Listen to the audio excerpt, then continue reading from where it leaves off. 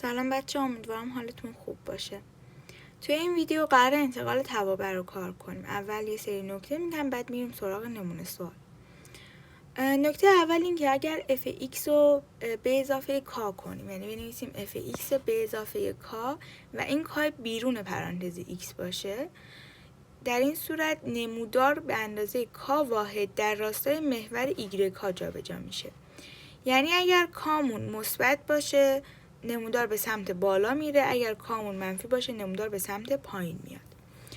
حالا نکته بعدی این که اگر f(x) بشه f(x) به علاوه k، یعنی داخل پرانتز باشه. دقت کنید تو این پایینی داخل پرانتز k، تو بالای k بیرون از پرانتزه.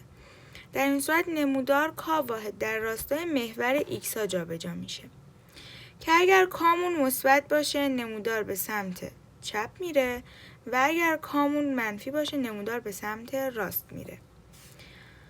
نکته بعدی این که اگر f(x) تبدیل بشه به f منفی x، در این صورت این هم دقت کنید منفی داخل پرانتزه، در این صورت نمودار نسبت به محور y قرینه میشه و اگر f(x) بشه منفی f(x) یعنی بیرون از پرانتز منفی ضرب بشه درش، در این صورت نمودار نسبت به محور x ها قرینه میشه. نکته بعدی این که اگر f(x) بشه قدر کل f(x), یعنی قدر مطلق کل f(x) رو در بر بگیره. توی این میشه قسمت های زیر محور x نسبت به این محور قرینه میشن. یه مثال این پایین براتون بزنم. مثلا اگر یه همچین چیزی داشته باشیم، قسمت های زیر محور x میشه این قسمت. صبر کنید با یه رنگ دیگه نشون بدم. میشه این قسمت.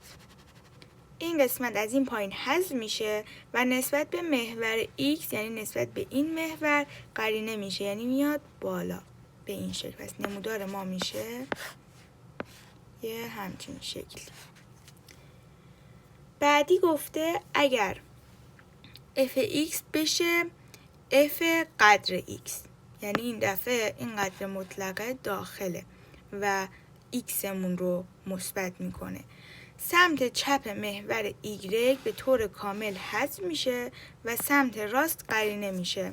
این هم اگه بخوام یه مثال بزنم با اینکه پایین تر همشون رو گفتم، مثلا نمودار x اگر بشه f(x) داخل قدر مطلق، اگر اینو بخوایم بسازیم، این قسمت پایینه، یعنی قسمت سمت چپ محور y ها رو کامل حذف میکنیم و قسمت راست رو نسبت به محور y قرینه میکنیم، یعنی میایم یه دونه از اینی که اینوره اینور میسازیم.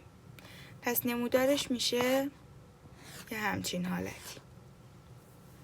خب حالا بریم سراغ نمونه سوال. خب بریم سراغ حل یه سری نمونه سوال برای اینکه نقاط بالا رو بیشتر درک کنید. اومدم f(x) رو مساوی با x به توان 3 در نظر گرفتم که نمودارش اینیه که براتون کشیدم. حالا میام روی این x تغییرات ایجاد میکنم. اولی گفته f(x) به علاوه 2. گفتیم که وقتی که x مون داخل پرانتز تغییرات اعمال شده بهش، پس میایم به جای x میذاریم x به علاوه 2، پس میشه x به علاوه 2 به توان 3. بعد اینکه حالا اینجا چون که به اضافه 2 شده و این تغییرات باید در راستای محور x ها باشه، 2 واحد به سمت چپ باید بیاد نمودار. گفتیم که اگر به اضافه یعنی اون کامون مثبت باشه، که اینجا کامون مثبت 2 هست، باید به سمت چپ بیاد. پس نمودارمون میشه یه همچین حالتی. بعدی گفته f(x) منهای 2. دوباره اینجا میشه x منهای 2 به توان 3. اینجا چون که کامون یا همون منفی 2 مون منفیه، پس 2 واحد به سمت راست میره، پس نمودارمون میشه یه همچین حالتی. بعدی گفته f(x) به علاوه 2. چون که اینجا این 2 بیرون از پرانتز x میشه x به اضافه 2. پس یعنی 2 واحد باید بیاد بالا که میشه یه همچین حالتی. بعدی هم گفته f(x) منهای 2، پس میشه x منهای 2. پس 2 واحد باید بیاد پایین. یعنی این دوتا مورد آخری که گفتم، این و این، در راستای محور ایگرگ ها دارن جا به جا میشن. 2 واحد میاد پایین، یه همچین شکلی بهمون میده. بعدی هم داخل پرانتز تغییرات داره، هم بیرون از پرانتز. این داخلی منفی 2. وقتی منفی 2 یعنی 2 واحد باید بریم به سمت راست و بیرونی مثبت 2. پس این 2 واحد باید بریم بالا. پس نقطه مرکزمون میشه این نقطه که نمودارمون میشه یه همچین حالتی. بعدی گفته f منهای x، یعنی منفی خیلی این پرانتز است. پس یعنی ما میایم نمودارمون رو نسبت به محور ایگرگ ها قرینه میکنیم که میشه یه همچین حالتی. بعدی گفته منفی f(x) نمودارمون رو نسبت به نمودار x ها قرینه میکنیم. یعنی این قسمت بالایی که بالا بود رو میاریم پایین و این قسمت پایینی یعنی این قسمت رو میاریم بالا. پس نمودارمون میشه این. قبوله؟ این دوتا شبیه هم شدن به خاطر اینکه در واقع این نمودارمون f(x) مون که همون x هستش بهتر بود یه چیز دیگه میذاشتم حالا توی این مورد. این هم اینجوری میشه و این هم میشه منفی x. f منفی x یعنی همین منفی x به توان 3، چون که توان 3 منفی رو نمیخوره پس یعنی خودش میاد بیرون، پس میشه منفی x. پس این دوتا با هم دیگه یکی میشه. اگه بخوام یه مثال دیگه بزنم برای این مورد، صبر کنید اینو پاک کنم، یه مثال دیگه بزنم که بهتر درکش کنید.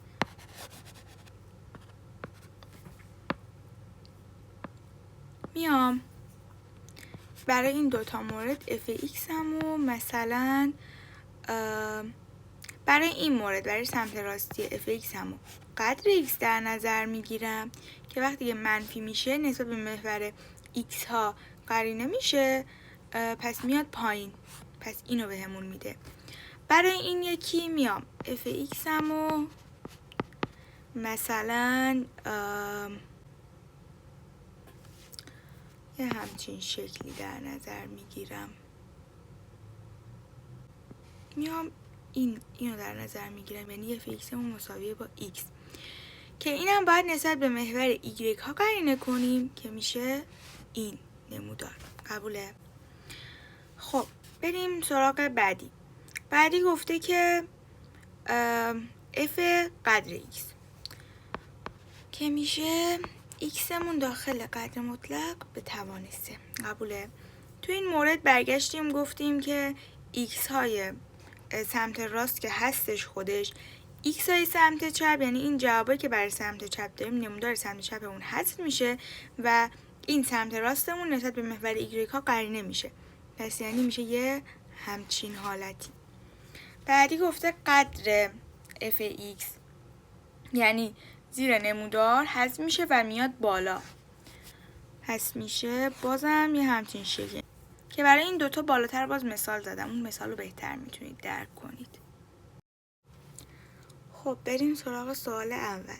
گفته نمودار تابع y مساوی با x2 منهای x منهای 3 را 2 واحد به طرف x های منفی سپس 9 واحد به طرف y های منفی انتقال میدیم. وقتی که میگه 2 واحد به طرف x های منفی یعنی به جای x مون باید بذاریم x به علاوه 2. پس میام اینو مینویسم. نمودارمون که y مساوی با x2 منهای x منهای 3، حالا میام هرچی x دارم به جاش میذارم x به علاوه 2. پس میشه x به علاوه 2 به توان 2 منهای x به علاوه 2 منهای 3. بعد گفته سپس 9 واحد به طرف ایگرگ های منفی انتقال میدیم. وقتی که میگیم 9 واحد به طرف y های منفی انتقال میدیم، یعنی اینکه کل این معادلمونو، یعنی کل اینو بیایم منهای 9 کنیم. پس من یه منهای 9 این سمت میذارم. حالا من میام اینو حل میکنم، یعنی کامل بازش میکنم.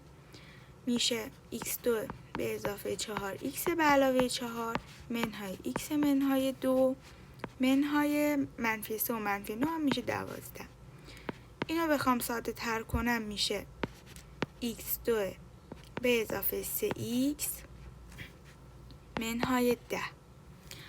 گفته که نمودار جدید در کدام بازه زیر محور x های. وقتی میگه زیر محور x های یعنی میخواد این نمودار اون x2 به اضافه 3x منهای 10 منفی باشه. خب میایم ریشه هاشو اول پیدا میکنیم. این میشه 2 ضرب در 5 و 3 هم شده جمعشون، چون 3 مثبته پس 5 اون مثبت بوده، 2 مون منفی، پس میشه x منهای 2 ضرب در x به اضافه 5.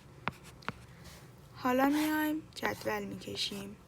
ریشه هاش منفی 5 و مثبت 2 که چون که نمودارمون آش مثبت، آ میشه ضریب x2 مون، چون مثبته پس نمودار رو به بالاه. وقتی نمودار رو به بالاه بین دو تا ریشه منفی و طرفین ریشه ها مثبت میشه. پس ما بازه‌ای که میخوایم میشه منفی 5 تا 2، پس میشه گزینه 1. خب بریم سراغ سوال بعدی. گفته نمودار تابع y مساوی با منفی x2 به اضافه 2x به اضافه 5 را 3 واحد به طرف x های مثبت سپس 2 واحد به طرف y های منفی انتقال میدهیم. گفتیم که وقتی میگه 2 واحد به سمت 3 واحد به سمت x های مثبت، یعنی بیایم به جای x مون بذاریم x منهای 3. وقتی به سمت مثبت هاست منهای 3 میشه، وقتی به سمت منفی هاست به اضافه 3 میشه. پس این از اینو بیایم اول اعمال کنیم. y مون مساوی با منفی x2 به اضافه 2x به اضافه 5. میایم به جای x همون میذاریم x منهای 3. پس میشه منفی x منهای 3 به توان 2 به اضافه 2 تا x منهای 3 به علاوه 5. ادامه سوال گفته سپس 2 واحد به طرف y های منفی. گفتیم که باید به کل معادلمون یک منهای 2 اضافه کنیم، یعنی این سمتی هم یه منهای 2 اضافه کنم. خب در ادامه میام اینو باز میکنم، میشه منفی x2 منهای 6x به علاوه 9 به اضافه 2x منهای 6 به اضافه 3. این منفی رو هم ضرب کنم میشه منفی x2 به اضافه 6x منهای 9 به اضافه 2x منهای 6 به اضافه 3. پس کل جوابمون میشه منفی x2 به اضافه 8x منهای 12. گفته که این نمودار جدیدی که الان ما ساختیم در کدام بازه بالای نیمساز ربع اوله. نیمساز ربع اول میشه y مساوی با x. گفته در کدام بازه بالای اینه، پس باید اینو مساوی یعنی بزرگتر از x قرار بدیم. همه رو میبرم سمت راست، میشه x2 منهای 8x و x با هم دیگه میشه 7x به اضافه 12 باید منفی باشه. دوباره میایم ریشه های اینو به دست میاریم که این میشه 3 تا 4 تا. چون جمعشون شده منفی 7 پس یعنی این دوتا منفی بوده، پس میشه x منهای 3 ضرب در x منهای 4 باید کوچکتر از 0 باشه. دوباره نمودار میکشیم، یه ریشش 3 یه ریشش 4. چون اینجا بازم ضریب x مون x2 مون یعنی a مثبته، پس بین دو تا ریشه منفی و دو طرف ریشه ها مثبت میشه. پس بازه‌ای که ما میخوایم که کوچکتر از 0 باشه میشه از 3 تا 4 که جواب میشه گزینه 1. مرسی که تا انتهای ویدیو همراه من بودین. اگه سوالی داشتین تو کامنت ها حتما بپرسین. لایک و سابسکرایب یادتون نره.